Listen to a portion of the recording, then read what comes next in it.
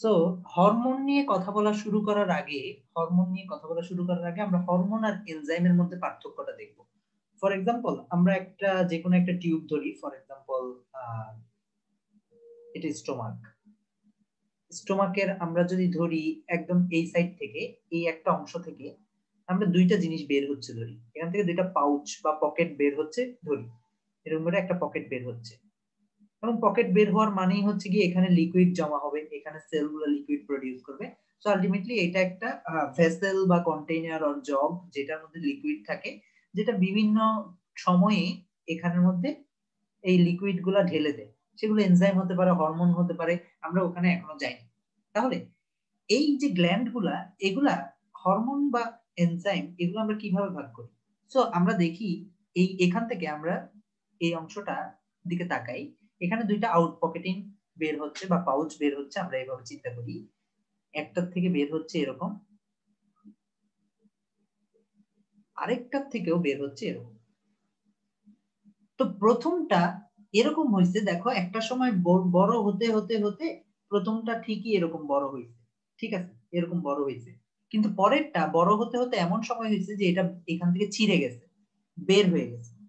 তাহলে পরের জনের ক্ষেত্রে এখানে আর কোনো অ্যাটাচমেন্ট থাকবে না, ঠিক না? প্রথম জনের ক্ষেত্রে একটা অ্যাটাচমেন্ট থাকবে। তো দুইজনের ভিতরে সেম লিকুইড ছিল, দুইজনের ভিতরেই সেম লিকুইড ছিল, ইয়েট এটা দেখা গেছে এখানে এই বরাবর ঠিক আছে, কিন্তু এটা লিকুইডটা কিন্তু এখন এভাবে টিউব দিয়ে যাওয়ার উপায় নেই।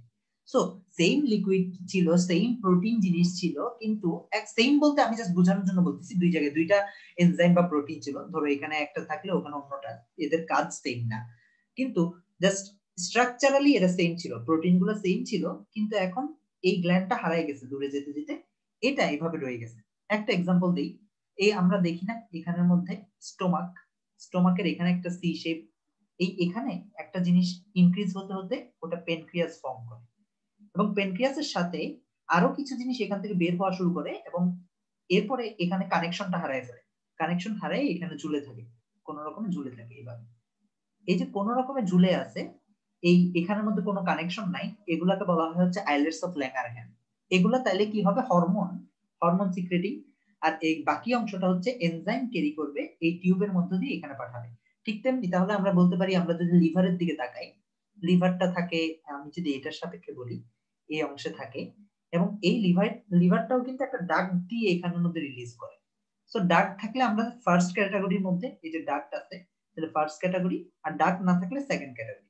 ওকে, এখন তাহলে আমরা দুই ভাগে ভাগ করতে পারি, একটা হচ্ছে ডাক্ট আছে, আরেকটা তো হচ্ছে ডাক্ট নাই, ডাক্ট হারায় গেছে, এটা ঝুলে আছে।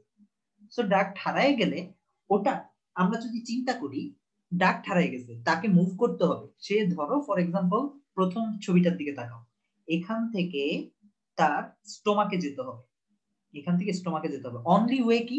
ব্লাড। ব্লাড ছাড়া কিন্তু সে যেতে পারবে না, কারণ কি ব্লাডই সব জায়গায় ক্যারিড হয়, এখানে আর কোনো ওয়ে নেই। সো ব্লাডের মাধ্যমে এরা কি কোথায় চলে যাবে? স্টোমাকে চলে যাবে। অন্যদিকে আরেকজন কিন্তু ব্লাডের দরকার নেই, ওর কিন্তু আলাদা টিউবই আছে, টিউবে পৌঁছায় দিবে। তাহলে যার ডাক্ট আছে সে নির্দিষ্ট স্পেসিফিক সাইটটাতে পৌঁছাবে কিসের মাধ্যমে? ডাক্টের মাধ্যমে ক্যারিড হবে, ডাক্ট ক্যারি করবে।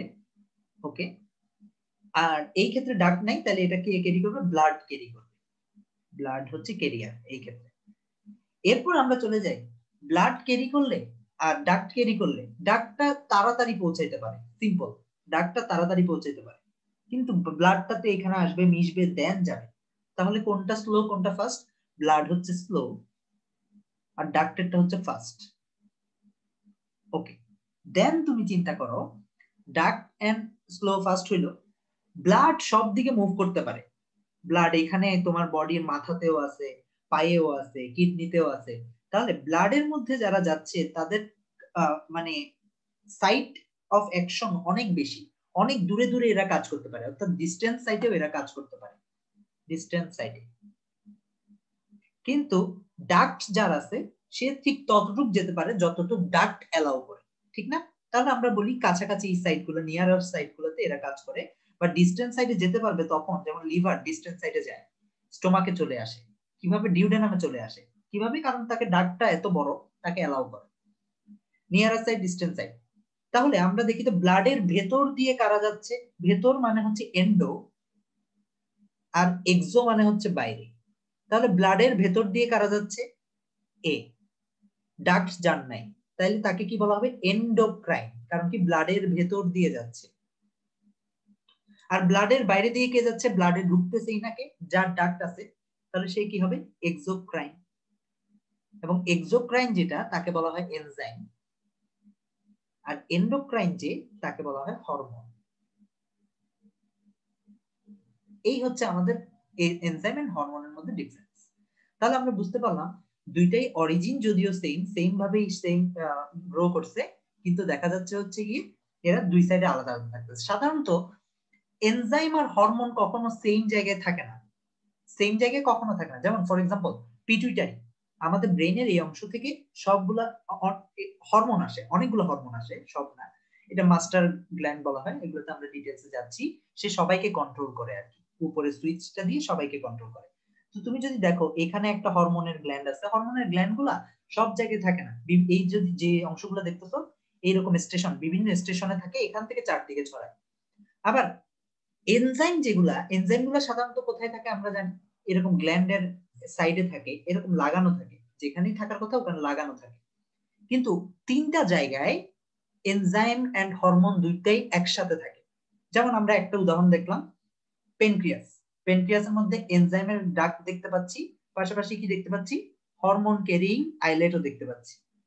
তাহলে এরকম এগুলাকে বলা হয় মিক্সড গ্ল্যান্ড, অর্থাৎ এখানের মধ্যে এনজাইমও আছে, হরমোনও আছে, এখানের মধ্যে এন্ডোক্রাইনও আছে, এক্সোক্রাইনও আছে। তো আমরা বাংলায় মনে রাখতে পারি এভাবে, সকল মহাশয় হচ্ছে গিয়ে মিক্স গ্ল্যান্ড, সকল মহাশয়, মহাশয় বলতে কি যাদের শেষে শয় আছে, অগ্নাশয়। তারপর আমরা মনে রাখতে পারি অগ্নাশয়, তারপর শুক্রাশয়, তারপর হচ্ছে ডিম্বাশয়। ইংলিশে বললে এটা হবে পেনক্রিয়াস, প্যানক্রিয়াস, টেস্টিস, ওভারিস। ওকে, তাহলে আমরা বুঝতে পারলাম। আর বাকি সব কেসে এনজাইম আর হরমোন কখনো সেম ডাক্ট বা সেম গ্ল্যান্ড বা সেম অর্গান থেকে আসে না, এরা আলাদা আলাদা, সম্পূর্ণ আলাদা। তাহলে আমরা বুঝতে পারলাম এনজাইম আর হরমোন আসলে কি জিনিস।